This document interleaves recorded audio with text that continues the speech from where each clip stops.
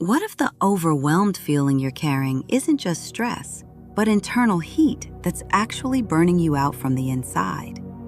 If you felt irritable, restless, or like your mind just won't shut off, you aren't failing, you're overheating.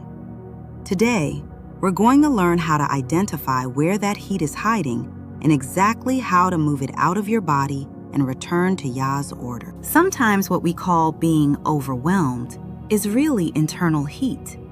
It is that inner pressure that builds when stress sits too long, when anger has nowhere to go, when we keep replaying conversations, when our bodies are tired, when our minds are racing, and when our spirits have not had room to breathe.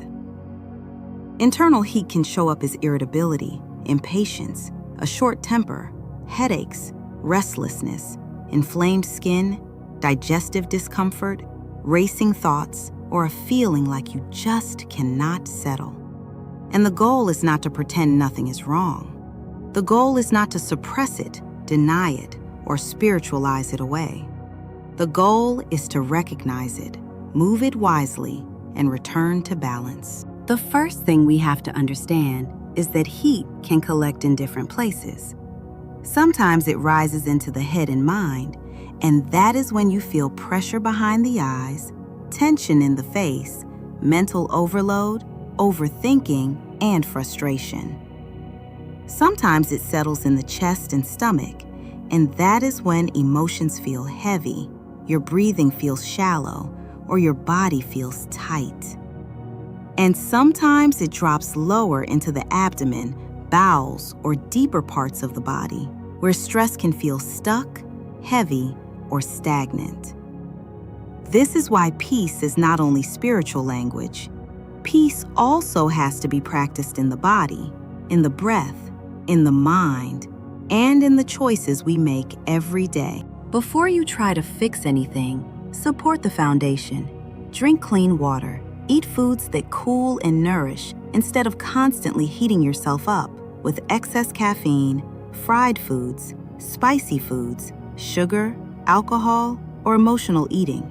Breathe slowly. Sleep when your body needs rest. Stop treating exhaustion like a badge of honor. Spend time outside. Sit in quiet. Touch the earth. Practice gratitude.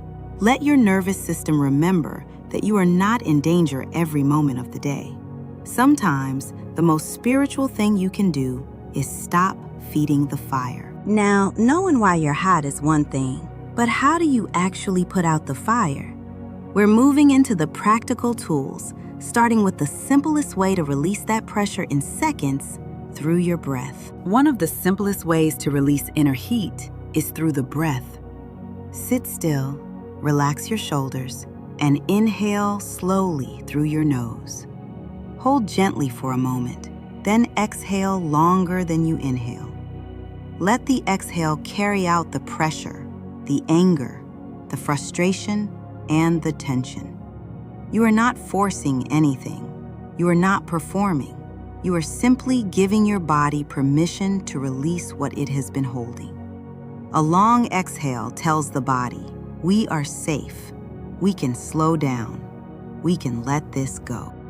Another practice is visualization. Imagine the stress, anger, or pressure as red-orange heat inside the body. Then imagine cool, clean light entering as you breathe in. As you exhale, imagine the heaviness leaving like smoke, steam, or dust.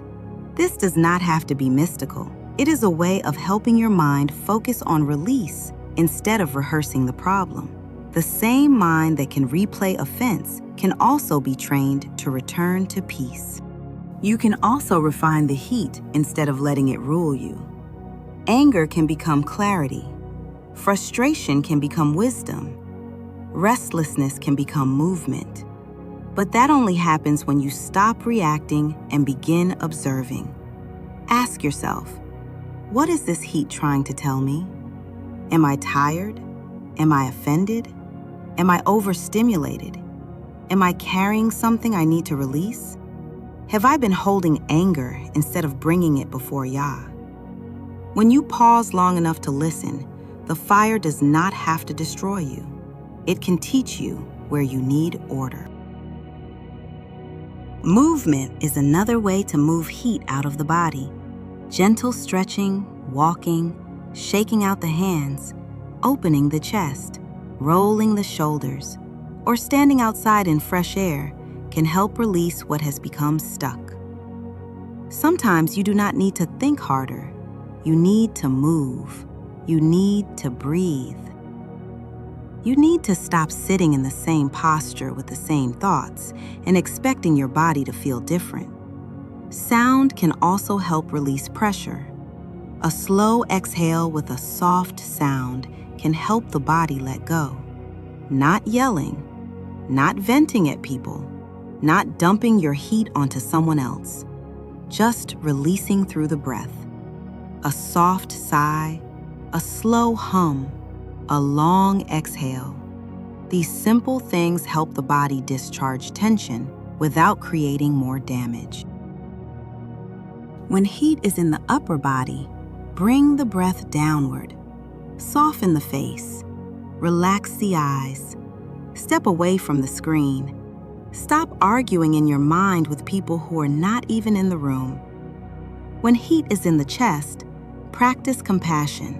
Breathe into the rib cage and avoid reacting while you are emotionally charged. When heat is lower in the body, focus on grounding. Walk slowly. Drink water.